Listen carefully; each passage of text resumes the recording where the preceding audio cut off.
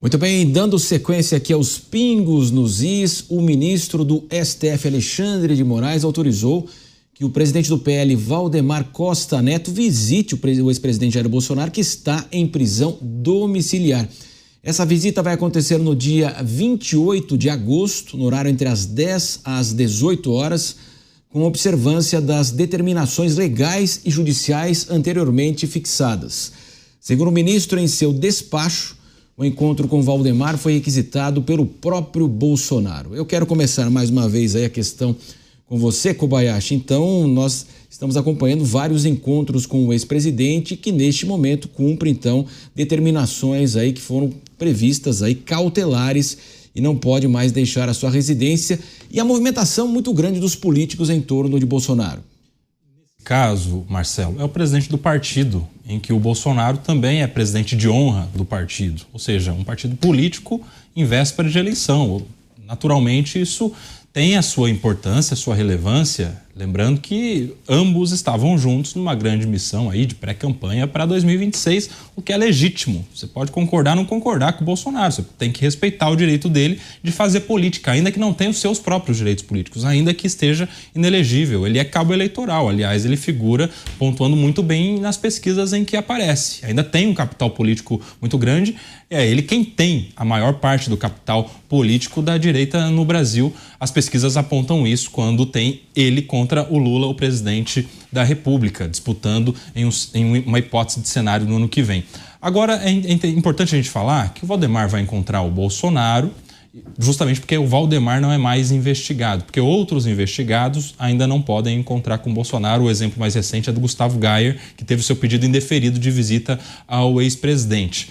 E é visita porque é uma prisão mesmo, prisão domiciliar, é como se estivesse preso preventivamente na própria casa, com todas as limitações que um preso tem.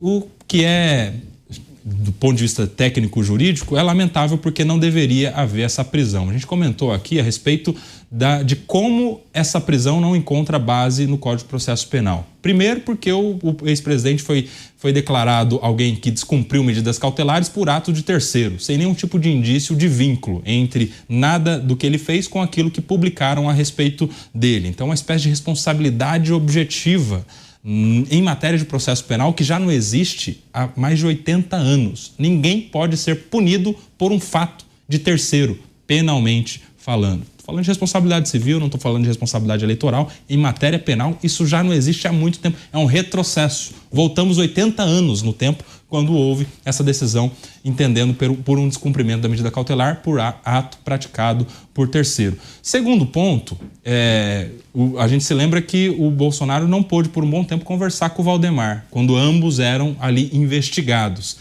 E você acredita, você que nos ouve, nos acompanha aqui nos pingos nos is, para colocar justamente os pingos nos is, procure na Constituição, no Código de Processo Penal, em alguma lei desse Brasil, que tem tantas leis, algo que diga que dois réus ou dois investigados não possam conversar.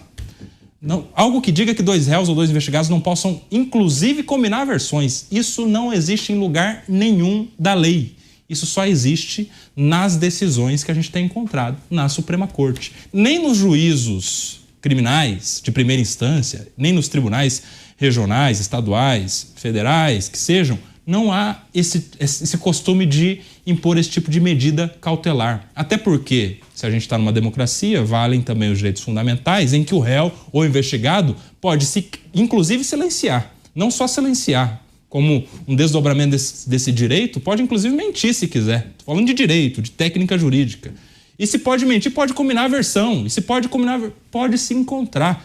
Então, assim, a gente está falando que é algo correto, um encontro entre duas pessoas, quando a regra geral é o encontro das pessoas quando elas querem se encontrar, independente de quaisquer processos que possam se envolver essas pessoas. A gente está num cenário em que, se a gente leva essa notícia para 10, 15 anos atrás, isso seria interpretado como um grande absurdo, essa proibição de encontro entre pessoas. Então, essa decisão do ministro, no final das contas, só está falando que é preto no branco, que é chover no molhado, duas pessoas vão se encontrar nesse cenário que envolve o ex-presidente Jair Bolsonaro.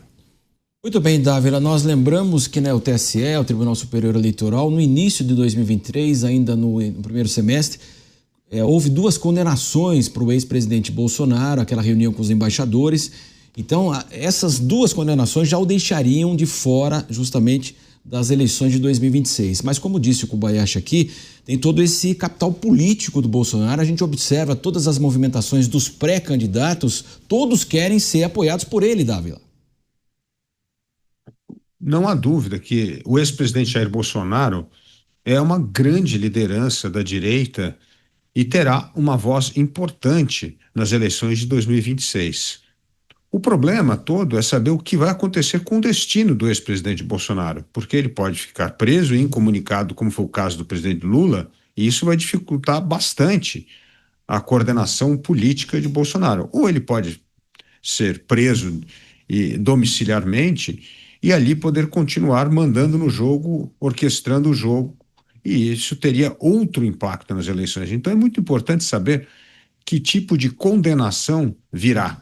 Se será uma prisão domiciliar com acesso a algumas pessoas, como é o caso já hoje, né? Praticamente do jeito que está, manter as coisas como estão hoje, mesmo antes do julgamento ainda não ter sido concluído, ou se haverá a prisão de Bolsonaro e aí ele ficar incomunicado com... E aí vai começar uma história de recados esquisitos saírem de dentro da prisão, e isso poderia atrapalhar bastante as articulações da direita. Portanto, ele é sim uma figura importante, mas a direita vai ter que saber lidar com o cenário que só saberemos após o julgamento de Bolsonaro no Tribunal Superior Eleitoral. Qual será a real participação dele? Se ele terá esse grande protagonismo como um coordenador informal da política da oposição, ou se ele terá vários pombos correios mandando recado para fora da prisão, o que seria algo que poderia causar muito mal-estar e até dificuldade de separar ali o que é a real intenção e o que também pode ser uma agenda secundária de alguns mensageiros do ex-presidente Bolsonaro. Mota, as cautelares atuais vão dando aí um guia como deve ser o destino, né? Se hoje ele não pode usar rede social, não pode ser citado em outra rede social do filho ou de amigos ou de eleitores, essa coisa a gente já começa a entender que ele vai ficar de fora do jogo, ele não vai poder se comunicar nas eleições. Essa é a expectativa.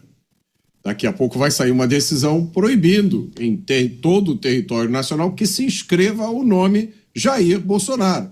E cada vez que alguém escrever o nome Jair Bolsonaro, o Jair Bolsonaro vai ser condenado a mais 1 ano de prisão. É o novo direito brasileiro. Jair Bolsonaro está em prisão domiciliar, mas não porque ele se envolveu em algum escândalo de corrupção. Bolsonaro não foi preso em flagrante carregando 1 tonelada de cocaína, como foi aquele motorista que logo depois foi solto. Bolsonaro não teve nenhuma participação nas fraudes do INSS.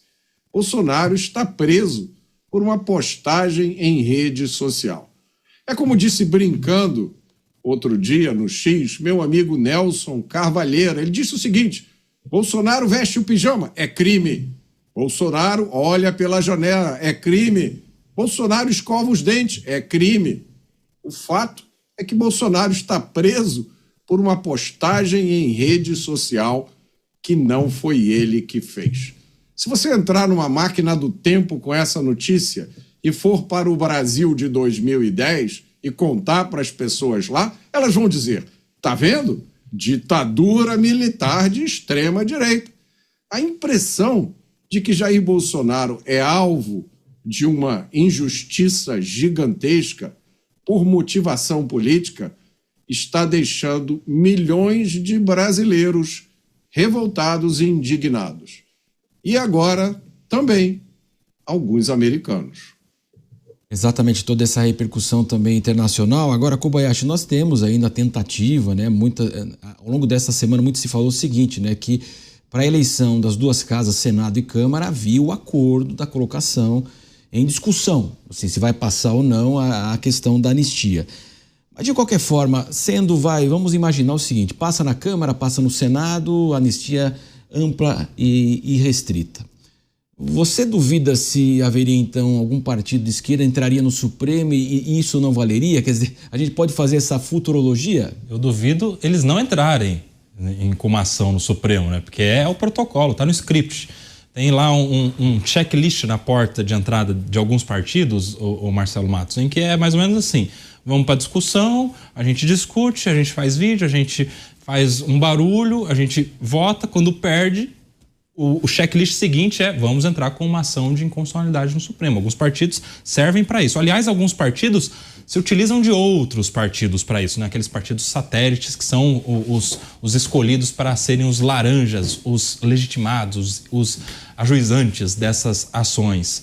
E por incrível que pareça, esse não é o absurdo. O absurdo é que, se isso acontecer, há uma grande probabilidade de que sim, a anistia, em uma hipótese de aprovação no Congresso Nacional, seja declarada inconstitucional no Supremo Tribunal Federal.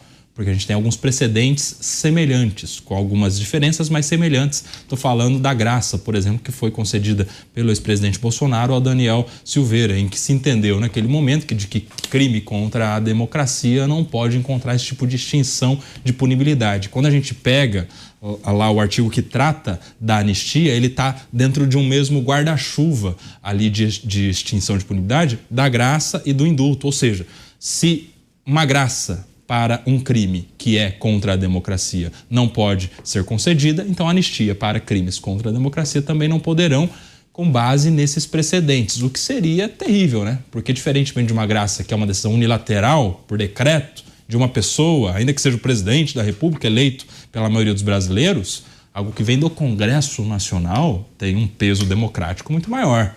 Tem um peso de representantes do povo, tem um peso de representantes dos estados. E se o Congresso Nacional, que é a casa maior do ponto de vista democrático, decide em uma eventual hipótese de anistia, como é que o Supremo Tribunal Federal, eventualmente por uma decisão monocrática, ou que seja, pelos 11, vai sobrepor uma decisão que vem da casa dos representantes do povo? Isso esticaria ainda mais a corda, se é que é possível tensionar ainda mais a relação entre os poderes da República aqui no Brasil. Lembrando que o PL da anistia teve assinatura, requerimento de inclusão em pauta, da maioria simples dos deputados. Ou seja, teoricamente, há uma vontade já declarada de que isso seja pautado. Mas o presidente da casa tem a caneta na mão e a prerrogativa de pautar ou não. E aí fica aquela guerra de acusações, né? Havia acordo? Não havia acordo? Fato é, os opositores, o PL e os parlamentares ligados ao Bolsonaro apoiaram o Hugo Motta na sua eleição com esperança disso, e isso não tem acontecido. Exatamente, houve a cobrança ainda nesta semana mais uma vez para se colocar em pauta, mas ao que tudo indica, isso não... Os bastidores apontam lá em Brasília que a coisa esfriou, de fato, embora toda essa discussão, e vai ser difícil. Agora, Dávila, muito se fala também o seguinte: tem tanto pré-candidato da direita que, se todo mundo bater cabeça na eleição do ano que vem, poderia favorecer justamente uma possível reeleição do presidente Lula, Dávila. Matos, o ideal seria mesmo que tivesse uma coordenação melhor entre os candidatos da direita para ocupar todos os espaços. Afinal de contas, não temos apenas eleição presidencial, nós teremos eleição para os governos estaduais, para o Senado. O Senado vai ter um papel fundamental e nós precisamos ocupar o Senado com pessoas que queiram restabelecer o verdadeiro cumprimento da Constituição, né? Essas regras basilares do Estado Democrático de Direito. Então, o Senado é muito importante. Então, é preciso coordenar, porque não é apenas a campanha presidencial.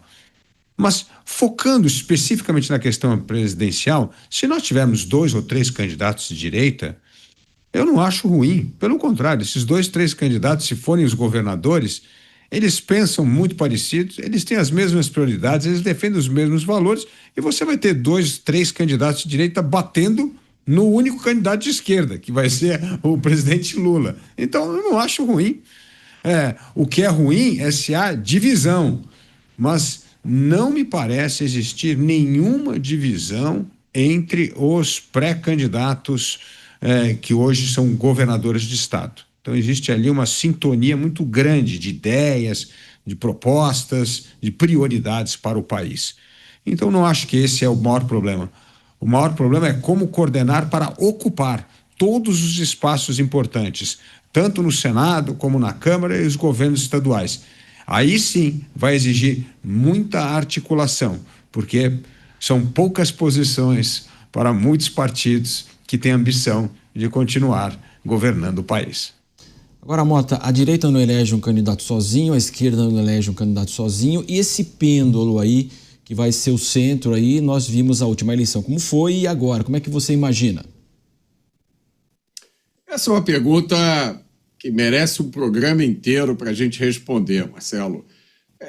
A gente precisa discutir o que é direita. Quando a gente fala que é a direita, o que é a direita? Eu gosto da definição que diz que direita é todo mundo que não é de esquerda.